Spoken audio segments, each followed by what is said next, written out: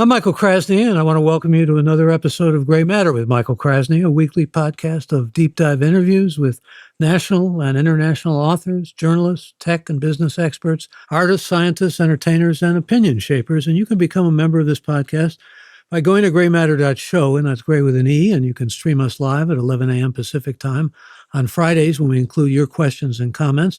We cover a wide range of intellectually engaging and timely stimulating topics distinguished by high-level content and technical excellence.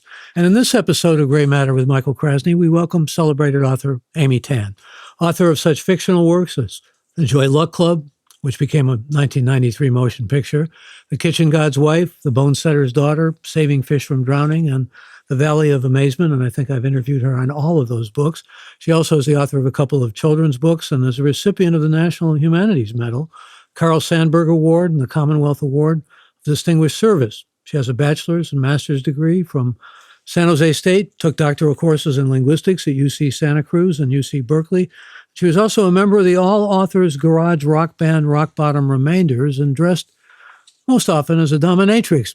She's a friend of mine of many years who I want to congratulate on her highly praised and really profoundly well-received most recent book, The Backyard Bird Chronicles, which we'll have an opportunity to talk about. And I've said publicly, you need not be a birder, a bird watcher, or a bird lover to deeply appreciate the book. And welcome, Amy Tan. Nice to be here, Michael. Good to have you here. We're in the digital world now, but it's also very welcoming, and people will have questions. And I certainly have many things to ask you about this book and other things. This latest book of yours, I think it's safe to say, came about as a result of, I'll quote Wordsworth here, the world was maybe too much with you at the time, from what I've been able to glean. You were down and you wanted to commune with nature the way Wordsworth did, the way the Romantic poets did. Well, the impetus was really to get away from the profound sadness and despair I felt during the election campaigns of 2016. There was a lot of overt racism, and it was the kind that made me wonder if it had always been there, but unspoken. And more was directed than I'd ever experienced, and also to Asian American communities. So I decided to go into nature journaling as a way to just shut it out for a while. Well, let me commend you first on the book and then also on the illustrations. I remember years ago you said, I really wanted to be an artist, and I think you've claimed that now, at least where birds are concerned, certainly, and congratulations. Let's talk about what you've done here, about the book itself. I mean, the drawings are really impressive. Let me say that, first of all. And the book itself leads us into the world of birds that even some of the people who know the world of ornithology and are Audubon Society members and all the rest may have very little familiar with or little understanding with. I mean, you approach the world of birds like a novelist, don't you? I found that I was making observations in the same way that I make observations in books, that I have to understand the characters, but I had to imagine I was the characters. And when I looked at birds, I would imagine I was the bird as I was drawing it to try and understand its intentions, which is impossible to do if you're a human looking at a bird. So, but I would guess at them, and that was fun for me. It's very anthropomorphic, isn't it? I mean, anthropomorphic in a way, but stepping away from the danger of those assumptions at times to say, I don't really know, but it's fun to guess. And I also talked to some biologists who do actual scientific research, and they said alleviating some of my feelings of shame and attributing anthropomorphic qualities. They said, well, it's not a bad platform to start investigating questions, for example, like love. And very respected biologists have looked at that question in birds. So it was, I felt I had been given an anti-stupidity, pass for making these anthropomorphic guesses. Well, they're more than guesses. I mean, you see and observe and watch very carefully the way they interact and come to conclusions about their interactions. And they have different personalities. I mean, I know a guy who raises chickens, and he swears, their personalities are so different that he can define them by the way they behave. Oh, yeah. I saw that from the beginning with a little fledgling, and you could see that there would be a leader and the others would follow. Some were scared, some were brave, some, were more interested in one thing over the other. So I saw that in the beginning, and I would start to notice both, in a way, personality traits of species, but personality traits of individuals. And it is the individual bird that became more fascinating to me than strictly species. Well, as a longtime dog lover, we both are, we know dogs have different personalities. Different breeds have different personalities. Yes. It's true for certainly a lot of members of the animal kingdom. And I think I remember you talking about what compassionate suckers we are, doing kinds of things like for the Humane Society, which we did together, and supporting those kinds of organizations. You got a real coup, though. You got a foreword written by David Allen Sibley, who's one of the real foremost bird experts in the world. He is amazing. And this is what surprised me about David Sibley when we were walking. And I said, "Where did you get your degree in ornithology?" And he said, "I never got one. I went to Cornell for 1 year to study. And then I decided, no, I should just, self-study and go out and do what I love." And that is his education. However, he probably was reading, and he had his father as his resource to go to as well. And he started at a very young age. Well, it was amazing to have him write the foreword. And I know you must be really thrilled with that and feel very lucky. Yeah, incredibly lucky. I just got to tell you one thing, that it was another lucky moment. I was birding with him. This is during the publication launch, and I was birding in Central Park, and I saw a bird doing something, and I thought, oh, is there a regional difference in what they do, these white-throated sparrows, between New York and California? And I was going to look it up in my Sibley app, and then suddenly I thought, oh, I got the Sibley app right next to me, the live Sibley app. And I turned to him and I said, "David," and I got my answer right there.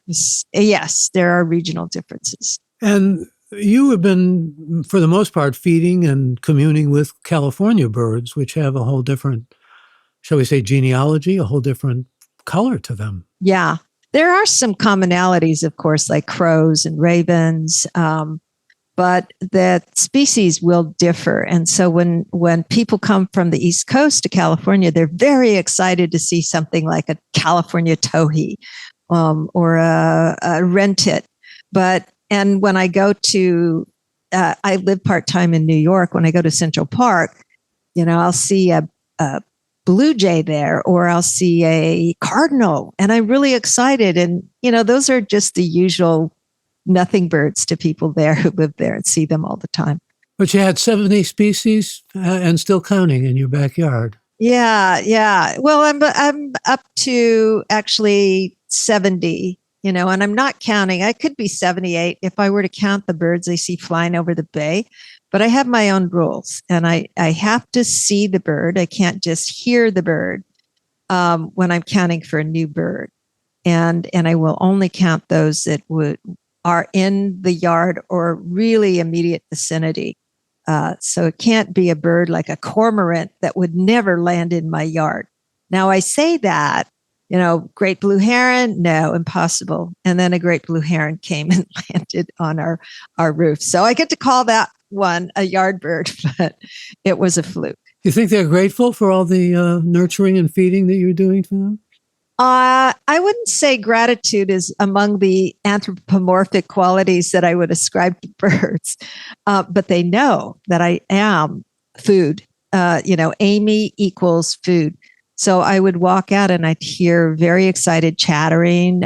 She's here. She's, bringing the food. Sometimes they would become impatient and they couldn't wait for me. So they'd come closer and closer, like they want to be the first ones to hop on the food. Yeah, they know I'm not a danger, that I do bring food. But I don't think they are grateful as much as they are just excited to see food. Hungry. Yeah. Well, they're excited to see food. Yeah. And there's a wonderful photo of you with a bird right by your nose. It reminded me of I had a parakeet who used to come and land on my hand and eat birdseed out of my finger and so forth. I mean, Yeah, you do kind of develop a certain sort of bond. absolutely. They're Yeah. very complex creatures. You know, when I think of migrations, for example, and through the years, I've thought it's so inscrutable to us how they do those migrations and how they go long expanses and go Yeah. exactly to the same exact spot that they Yeah. started Yeah. in. The golden crown sparrows that come to our yard at the end of September have flown from Alaska or northern Canada. And you have to imagine that distance. It's well over, 2,000 miles. And they're flying to my yard. Now, I know that they have been here before and that it is the GPS markings of where I am that guide them to here. And the reason I know is that I built these cages as feeders. And it takes a bird several hours to a day to figure out how to get in. It has their favorite food in there. When I see a bird that arrives, a migrant that has just arrived, and they fly right into that cage without any hesitation, I know that's a bird that's been here. And that was the proof, all the proof I needed to realize these birds do come back into a very small geographic area. It's amazing, though. I mean, it really just is one of the things in nature that has always just confounded and fascinated me. And you're putting yourself into the kind of mindset of the birds, though. You're, taking their thoughts as much as you can or becoming ontologically as much as you can. I try to imagine they are incredibly smart. So I try to figure out what their strategies are. For example, when they're looking at food and they're trying to be territorial or they want to steal food and the strategies they use to do that. So a little bird can actually displace a larger bird by jumping right behind it. And if the big bird has something in its mouth, it will probably drop it. And then the little bird can jump on it, take off with it. I see things like that. And I just try to imagine like, what can I do here? Looking at the direction the big bird is turned to, not paying attention, that kind of thing. And it's fun watching and being able to predict even what they will do next, based on having watched these birds thousands of times and having seen patterns now. But it's not robotic. It's not as though they don't have differences, but there's a likelihood with some of the birds that this is the behavior that I will see. But 75% of them don't last very long, though, do they? That was a shocking figure that I learned when I was doing starting to watch birds. That 75, you're right, 75% of the birds never reach adulthood, never reach sexual maturity. And the reasons are many. And most of those, about 40% of that number, die in the first 3 weeks of fledging. They haven't learned to successfully forage or take protection. They stay out in the open too long. They may starve. They may be taken by other animals like cats. Cats prey on little nestlings that are on the ground. Cats kill a hell of a lot of birds. They kill between 1.5, the estimates are 1.5 to 4 billion birds a year. It's a staggering number. Yeah.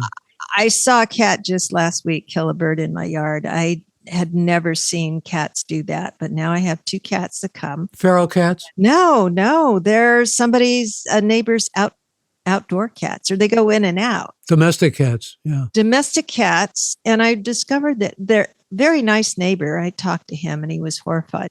But I found that there are certain myths that people have in their minds about that. For example, if they neuter the cat won't kill. That's not true. It does nothing to dampen that predatory instinct. The other is if you keep the cat indoors and let it out, keep it inside at night, it will not kill birds anymore. Well, they kill the birds during the day when they can see them and when birds are out. Birds are sleeping high in trees at night. So I was glad to dispel the myth of those things. I think if people understood, we shouldn't be shaming cat owners. These are figures I never knew. I never knew how cats kill birds. I had a cat. I used to let my cat outdoors. So I, knowing what I know, I just like to let people know the basic facts about cats and birds. Well, squirrels do a pretty good job of killing birds too. I mean, they have enough enemies to go around. Yeah, well, there are certain squirrels, Crows kill a lot of birds. rats, crows, scrub jays. What they do, they don't necessarily kill birds, they kill nestlings. Yeah. So when they're in the nest and they're helpless, or when they're eggs, you'll have these natural predators that will take them. But a cat is not a natural wild predator, and they kill. They have been the reason for the extinction of many species, and you won't find that the fault of that line with crows or rats or squirrels. It's cats. I'm getting some questions for you. I want to go to them, and thank you. Those of you who are sending in questions, feel free to do so. We'll get to as many as we can.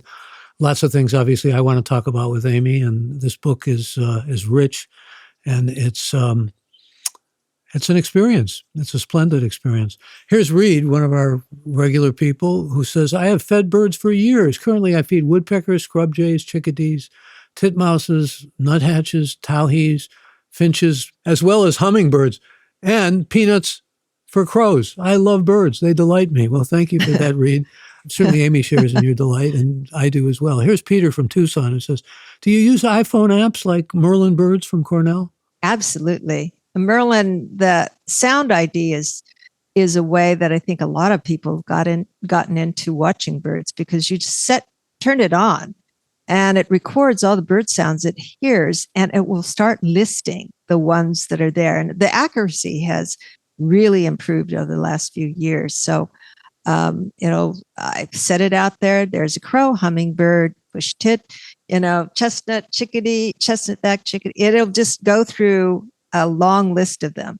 And then you can play back and look at the spectrographic analysis and compare it to ones of actual birds and other apps and see how accurate it is. Don't you also find sometimes that the musical nature of birds chirping and birds singing is really quite complex too? It is. Well, first of all, of course, they have distinctive calls as well as songs. The songs you'll hear more in the springtime when they're courting. But for example, a Buick's wren, one person who studied this fact of bird songs variations, he found that a Buick's wren, a tiny little Buick's wren that sings so loudly you can hear it above the other birds, had 30 or more variations of a song. And some of them have multiple songs. Or in one song, a mockingbird will produce the equivalent of 15 to 20 different bird calls. He has integrated them all into his song, his or her song. So it's remarkable what birds can do with their voices. This little larynx that can produce two sounds at once, where I could never imitate, to any degree of accuracy, the way that a bird sings. The most I can do is the intonation of a bird. I will call back with that. And surprisingly, it's enough for them to take an interest in and sometimes call back to me. So how do you become their unreliable narrator, as you put it?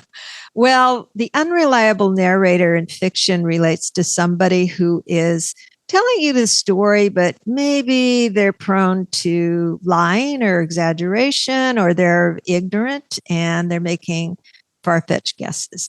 I am the unreliable narrator to what's going on in my yard because I'm not an ornithologist. I have not studied that much about birds. I'm just watching them. And so my guesses are not, scientifically verified in any way. And I would call myself, as I narrate what I see here, an unreliable narrator, meaning don't use my book as a bird guide or any kind of ornithological, authentic source of information. But the thing is, I never intended to write this for the public. This was my private journal. And it was, for me, it was so fun because it's the first time I'd done in years that was private for me, as opposed to a novel where I feel very self-conscious. Well, why'd you make it public? Because I hadn't finished that novel. And my editor, who asked me, he says, how's that novel going along? And I was like, derailed by election, derailed by COVID, derailed by birds. And he said, well, why don't we publish the Bird Journal? And I said, nah, you have no idea what this looks like. It's a total mess. It's just scribble and, these sketches, they look like cartoons. I had sent him some of the detailed drawings that are much more like illustrations in a way. And I said, they're not like those portraits of birds that I've sent you. They're really rough. And he says, well, let me see 20 pages. And then he submitted those to Knopf, the editorial group, and the gauntlet of people have to look at things before they say, yeah, we'll publish that. And they all decided, yeah, we'll do it. And I loved my editor. And so I said, okay, we'll do this, kind of wondering if I was going to regret it later. And I do feel now a degree of self-consciousness when I do things in my journal, knowing, well, I don't have to publish another one. Of course, I could finish my novel and publish that instead. But when I draw a bird now, I feel a little self-conscious knowing somebody's going to look at it and have a kind of an opinion they would not have had before I published this book. Can I ask you a bit about, we got a lot of questions, but I want to find out your thoughts about drawing birds, because this was a task that you put upon yourself, and even now you speak about it with some self-consciousness. But like I said, some of the drawings are amazing. I went back and looked at some of Da Vinci's birds, which are remarkable, but they're mainly to inspire flight or to see how they get into flight. And then I was looking at Lady Gwilym, who is a great watercolor bird painter of Indian birds, or birds in India and so forth. Was there a prototype for you? Was there something, in other words, somebody that you looked at specifically? Yeah, there were actually a couple. One is John Muir Laws. We call him Jack, and he was the one who held these classes on nature journaling. He also had special classes on birds, and he has a book called The Laws Guide to Drawing Birds and The Laws Guide to Nature Journaling. And that's really how I started to learn how to do this. I'm very bad at watercolors, and I basically stuck to graphite and then colored pencil. The other person is a bird artist named Keith Hansen, who is also an expert bird guide. And he has very detailed drawings of birds as well as watercolor. He's also illustrated a bird guide. Jack has also illustrated a number of bird guides. But it was his tiny details on his pencil drawings that really got me into this love of looking at details and then trying to capture them. And I did that because I wasn't so much interested in realism. I was interested in the meditative aspects of drawing, where you just want to represent every detail of the bird to appreciate how birds are put together. It's what a good artist does, whether it's a novelist or a painter or figures. Whether you capture the spirit of the bird or some gestalt of the bird and the details. Yes, and the details. Yeah. Here's a question from Hal in Billings, Montana, who wants to know, have you experienced a crow funeral? I have. I created one that was, I don't know, it might be unethical, but I had read this thing that crows will have funerals over their dead companions or a member of their family. They have very large clans. So I was being bothered in a way by crows that kept coming and upending the feeders, taking over the feeders and shutting out the little birds. So they were bringing their kids over to learn how to knock the feeders about so they could get seeds on the ground. And so I decided, what can I do to get rid of these crows? I decided I would put a dead crow hanging upside down in my yard. and it was only $14.99. I bought it at Wild Birds Unlimited. It was a fake crow, of course.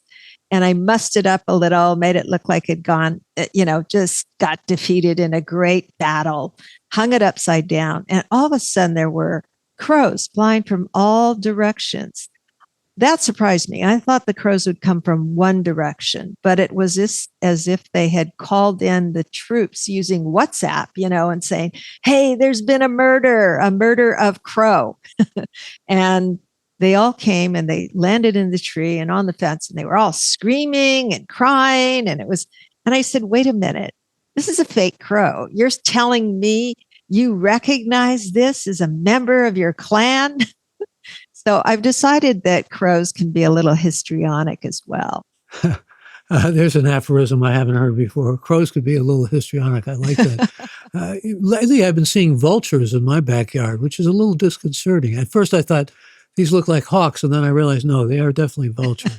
Well, maybe you have a neighbor throwing out, leftover chicken or steak when they're done eating, because usually it's because there's a dead animal somewhere and they're going to feed on it. Yeah. Well, there are a lot of coyotes who are taking care of to make sure that their animals are dead. They might have left some parts around. Vultures will pretty much clean things down to the bone. Yeah.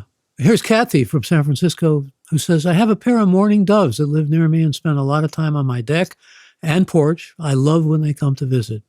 Thank you for that, Kathy. And this is Ben from San Rafael, who says, "Have you seen turkey vultures feed? We saw over 30 line up, truly illustrating pecking order."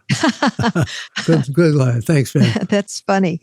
I have seen, of course, lots of turkey vultures over time, and not even before I started looking at birds, especially out in the country when you see there's been a large animal, a deer or something that's died, and then you will see tons of them. Well, you've seen fighting over sunflower seeds, for example, right? I have seen that. I've seen fighting over mealworms, and sunflower seeds, where you have one bird on top, another bird on below the port where the seeds are, and they will, use their beaks or their feet and squawk and scream, and and I record this. I'm like a reporter at a boxing match. And, red housefinch on top, it's battling now with its claws on the female housefinch on the bottom, and looking at who wins and if there's any pattern, like, does the one on top usually win as opposed to the one defending? And what I have found in my backyard birds is that birds are, better at being aggressors than at defending, because their defense can be undone very quickly by surprise. So, better to be the aggressor. Speaking about aggressors, how do you feel about pigeons? Pigeons on the grass, alas, as Gertrude Stein said. I mean, they're looked at as scavengers, and yet a lot of people like to feed them and like them. Yeah, I love all birds. So I love pigeons too. We don't have rock pigeons, which what you might call, church plaza birds or the kind of picnic birds that you see all the time. What I have are band-tailed pigeons, which are huge. Maybe people don't know this, but pigeons and doves are really basically from the same family. They're related, very closely related. So you could call a mourning dove a pigeon, and you would not be incorrect. You could call a band-tailed pigeon a dove, and that would be correct as well. They are a lot smarter than people think. There's a new book out called Pigeon Watching, and it is by Rosemary Moscow. And it's hilarious, but also scientifically true. What pigeons can do. They can remember things incredibly well. Most people cite the stupid things they do, like how they build their nest with a few twigs barely balanced on a limb, and that oftentimes just a breeze will blow it off and then all the nestlings will die. And that does happen, but there are many, many qualities. Now, I will say this about mourning doves. We always think of them as the symbol of peace and marital happiness. I've seen those birds really put up a big fight with other birds over food, and they puff themselves up. They look like the Hulk in feathers, and they look quite intimidating because they have pretty big feet, pretty big talons. Here's a question from Jerry in Richmond, Virginia. He wants to know, it seems like, and thank you for this, Jerry, seems like hummingbirds are much more aggressive than they look at first. Has that been your observation? It has been. They're very territorial. We have Anna's hummingbirds. There are others in California, but the ones that I always have. And I noticed that if I set out a feeder, there would always be one that would immediately claim it. They will do fights over feeders, and a lot of this is also related to territoriality having to do with breeding and claiming the females of the yard. I've had a hummingbird feeder in my hand, and the male would come, and then I would see it fighting off the other males, and then a female would come, and during courting, they would allow the female on the feeder, whereas normally they wouldn't. And the female has apparently watched this battle and decided this guy, he might be pretty good. So would watch him feeding, which she would not feed, would watch him feeding, and then they both took off and went to a branch. Now, I didn't look at what they were doing because I allowed them their privacy. But what I've heard is that she will splay on a branch and then he will do the deed, which lasts, after all that courtship and display dives and everything, it lasts 4 seconds. And then he's gone and there's no more. He doesn't feed her. He doesn't come back and take care of the kids. He doesn't help with building the nest. He's just gone to go find another girlfriend. And what do we learn from something like that? We learned that they're a lot like certain guys. Yeah, that's what I was thinking. Yeah, no. Mirrors of human behavior. Right. You can look at it that way, but you can also look at the imperatives of survival, that birds that want to carry on their DNA or they need to protect themselves just to survive against other animals or birds or the elements, they have to do certain things. They have to conserve their energy, for one thing. They have to eat a certain amount over a period of a day, each day. And they have to fight off those who might take over their territory, which includes food and females. So it has to do with more than just some character, thug-like, gang-like behavior you might see in certain humans. It has a lot. Everything that a bird does has to do with survival. You watch birds very carefully. You obviously love observing them and certainly take a lot of important observations from and put them in the journal and communicate them to us. What do you tell? So, I mean, you don't have to be a proselytizer, but what do you tell the people who say, "What's the big deal with watching birds? I don't understand the thrill of it." Well, it becomes, I suppose, in the way for some people, it's like when they were kids and they collected baseball cards. That it's like, oh, I just got the Mickey Mantle or the Willie Mays one. Those are the ones that I valued when I was growing up. And it's a little bit like that. But if you're not a competitive birder who collects species like that, it's that miracle of seeing the bird and you actually look at it and you notice what it's doing. And the second that bird looks at you and you're looking at that bird, there's this amazing connection that you and a wild creature have just made, some kind of acknowledgement that you're occupying the same space, and it's okay. The other is the variety of birds. In the United States, we have a little over 900 species, and around the world, it's like 10,350, 365 or something. But you get to see such variation. The diversity is remarkable.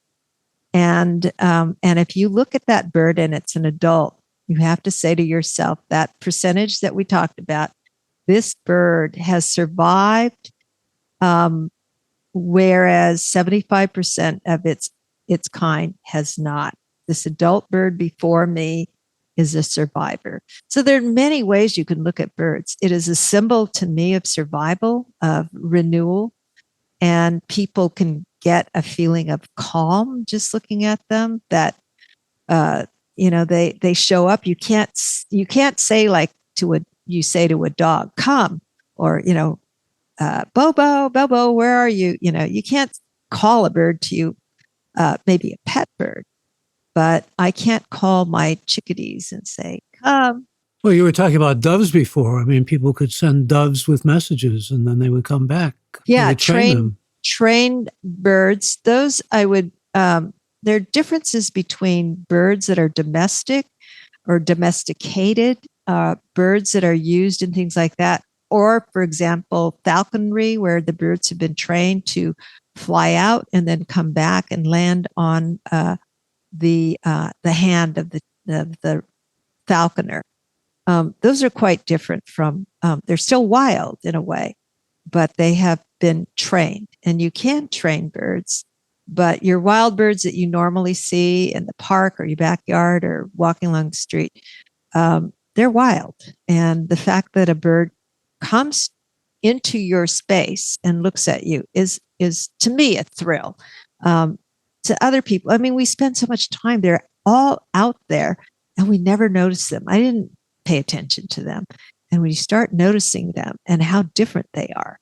You're making me think of Yeats. You can tell the falconer from the falcon, right? I mean, there's that bond that exists. Yeah. But not with the wild birds. And we were talking a little bit with you, another instance about Owen Deutsch, who did this extraordinary photography of birds all over the world. Do you feel a little constrained in your backyard? I mean, in the sense of all those other varieties of birds that are out. I mean, Owen has shot literally all over the world, places where birds are only in one particular spot, for example. Right. Yeah, his photos are amazing. And he's done a lot for American Bird Conservancy and donating books of his birds for new members.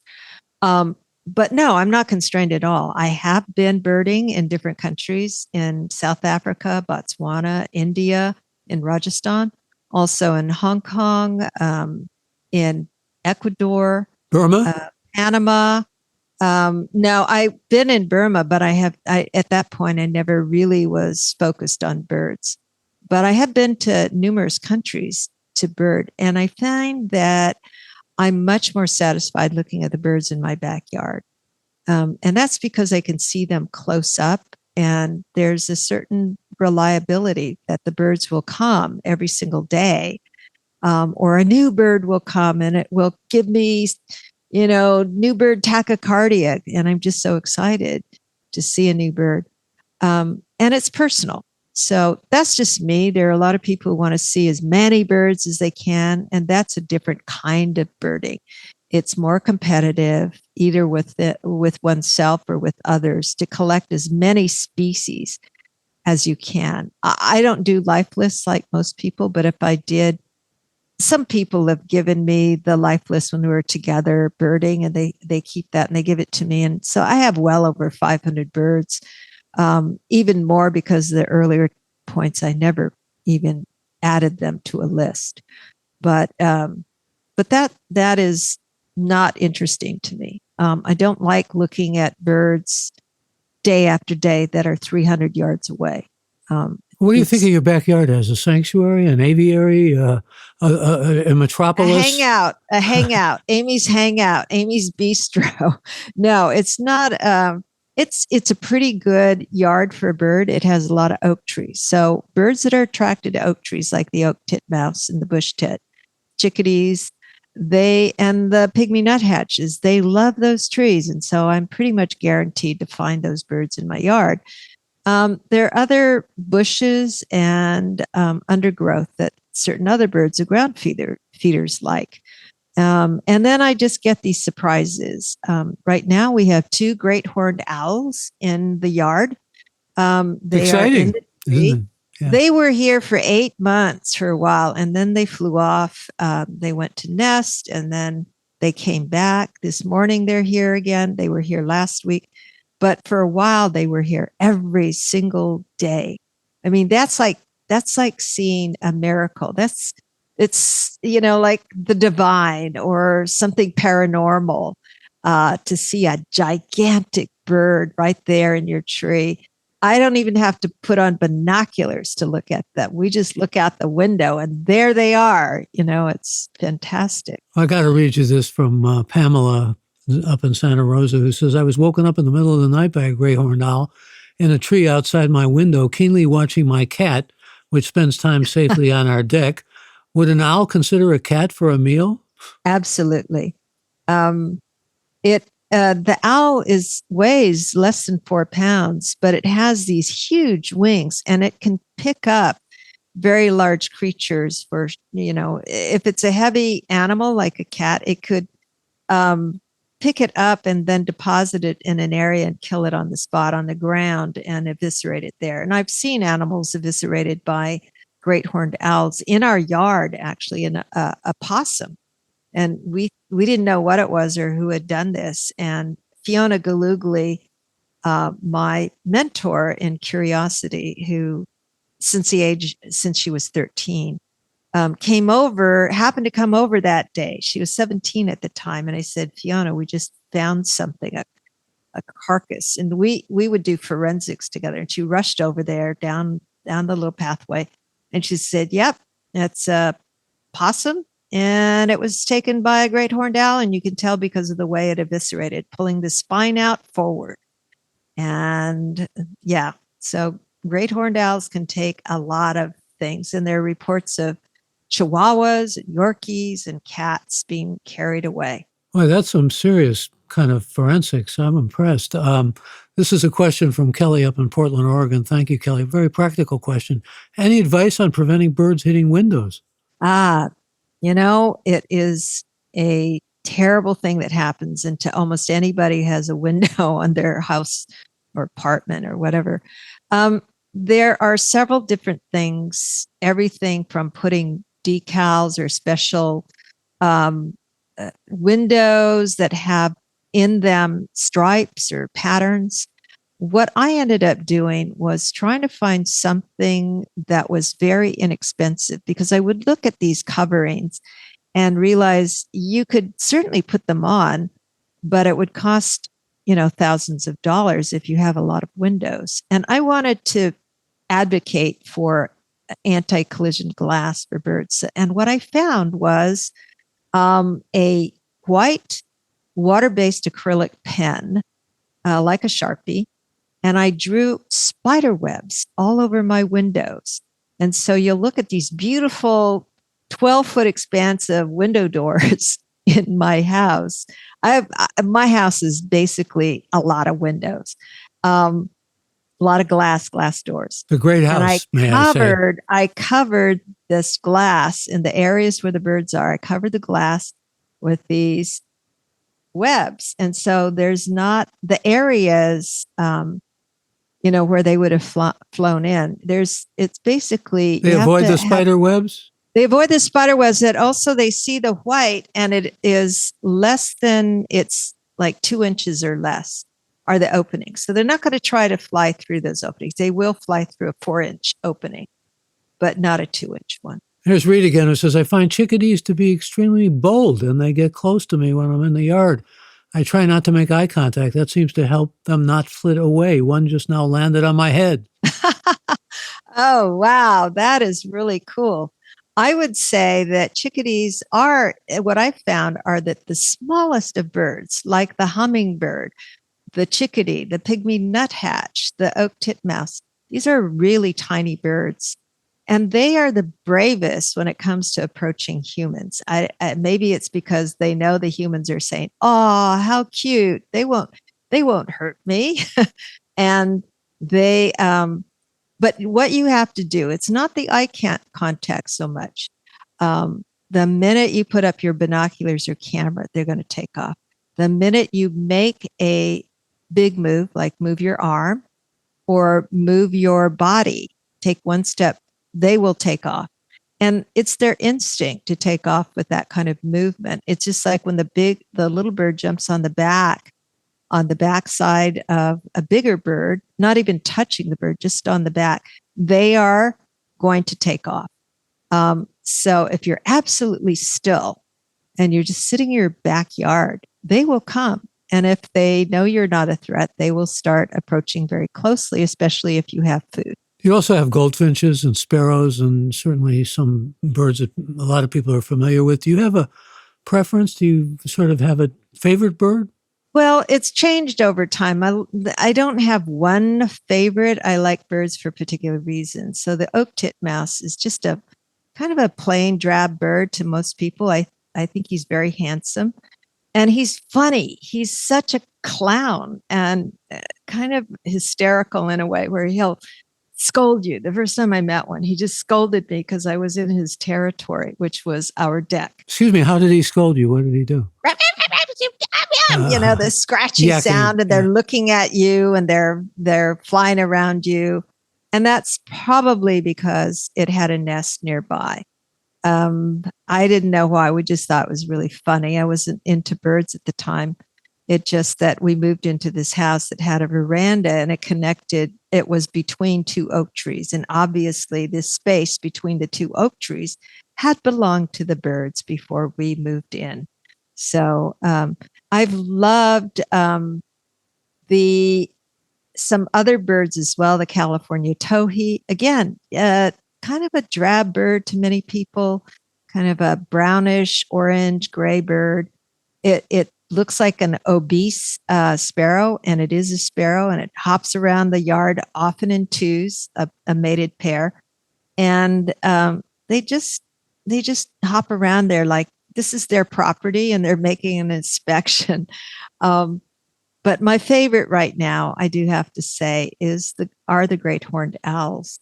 But part of that, not only are they magnificent and magical and mystical, it's because they have killed the rats that live next door in the ivy. And we used to have them racing across our patio day and night. And then suddenly there were none.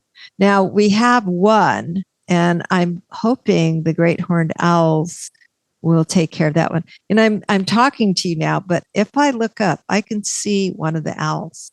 So I'm just using my powers of psychic communication to say, please take more of those rats.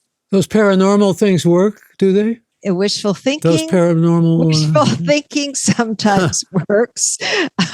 Maybe it's called coincidence as well. But yeah, they're fantastic. And I watch them take off at night as well when they start to do their hunts. One thing that relates to what the person said about cats, looking at the owls, I discovered that they will not take your animal, most likely will not take your animal during the day, because all they do is sleep. I had my whole porch screened off in fear that the owl would take my dog at night when I let my dog out to do its business.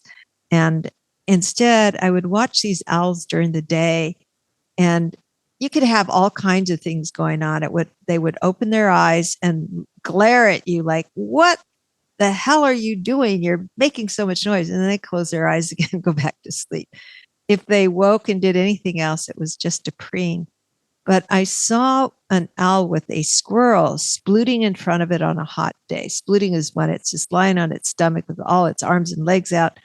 And it was right in front of the great horned owl. And the great horned owl did its neck rotation looking at it. And then it just went back to sleep. And after that, I said, okay, I don't have to worry. It's not going to take a 4-pound dog if it could have taken a 1-pound squirrel. My dog barks at birds. And, I think about that biblical line, his eye is on the sparrow. When there's a sparrow in the backyard, he starts to bark, or she starts to bark, excuse me. And I know, I was thinking, in fact, Hitchcock has changed. It's still the case, I think, the way many of us view birds, especially in flocks and large numbers. Yeah.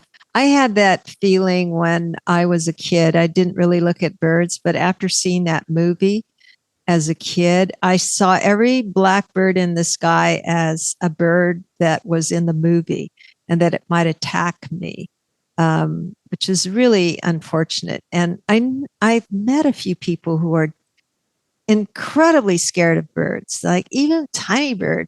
And I say, why? They're so beautiful and friendly, and well, not friendly, but they're not aggressive, certainly to people, but they're still afraid of it. I suppose it's like people who get fearful around moths that flicker in a really fast way that, you just feel like it's going to land on you or something. There are phobias for every creature that crawls, walks, or flies, I think. And here's Cindy from Denver, and thank you for this, Cindy. She says, on walks, it seems like bird parents often play injured to protect their babies. Is this common behavior? It's common in certain species like killdeer. And I saw that same behavior in South Africa with the black-crowned lapwing. There are probably other birds that do that. And what they do often is they lay their eggs in gravel or even in, deer dung or something. And it looks a similar color. And the male is the one that will feign a broken wing and fly off in a low, broken manner. And the female will stay on the eggs, or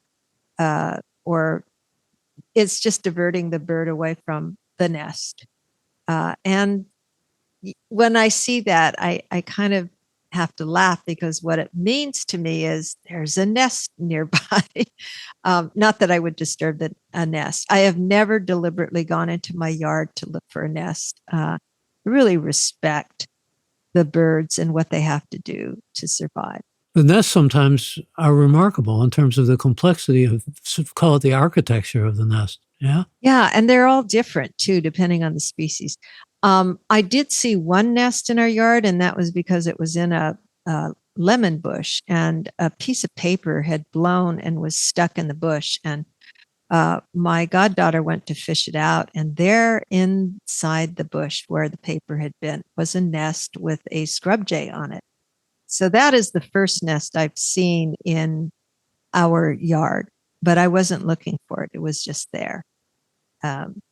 It's pretty remarkable, especially little hummingbirds, how they put it together. When I found out that they use spider webs as, the silk of the spider web to line the outside of their nest, at the very last, one of the last steps is to wrap that around the nest so it can expand and yet still stay together, that it's anchored to a little twig on a tree, and it won't blow off.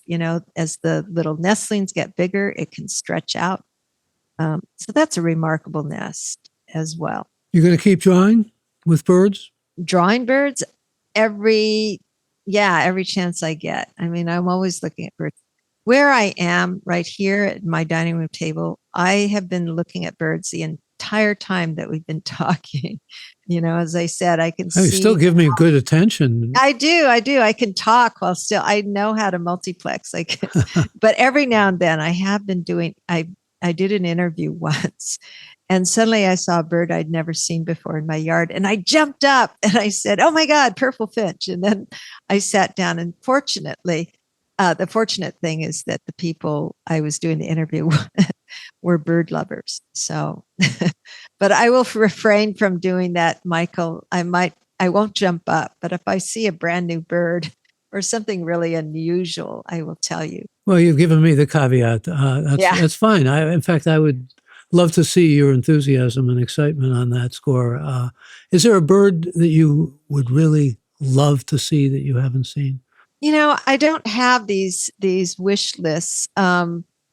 I've been blessed with more birds than I could possibly imagine I would get in my yard. So yeah, sure. It would be really great to see us. I would never put down a bird as on a wish list that I know would never occur in my yard. Although I've had birds that are called rare vagrants that never should have been in my yard. But I almost feel if I were to ask for it, it would be to show a lack of appreciation for the birds I have in my yard. I'm a really laid back bird watcher as far as, I'm not ambitious like a lot of birders where they have to see new species all the time. I'm excited when they come to my yard, but I don't need to see them anywhere else. And I want them to come on their own and without my ESP powers of communication. Well, birders are a different breed. I think you and I have agreed on that. And often very nice, generous, kind-hearted people. Well, birders are of different kinds. And Chris Cooper, who I don't know if you had a chance to talk to him, he is a really wonderful birder friend who we bird in Central Park. And he wrote a book called Better Living Through Birding. And you may recognize his name as the guy who was in Central Park who had the woman who threatened to call. He's the African-American guy, right? Yeah. Yeah. So he and I have talked about this, and we agree that there are different kinds of birding. There's the birding that's very competitive, and you're going out to count as many new birds you've never seen before, and that you add that to your life list. Then there are birders, there are bird watchers like me, and you look at any bird. You don't care. It could be the same crow day after day after day. Or you can have people who look at birds and they have no idea what they're looking at. They see a black bird. Is that a crow, a raven, a blackbird? They have no idea. So, but they like looking at them. They like walking through the woods and seeing a bird, and they don't need to know the name of the bird to appreciate them.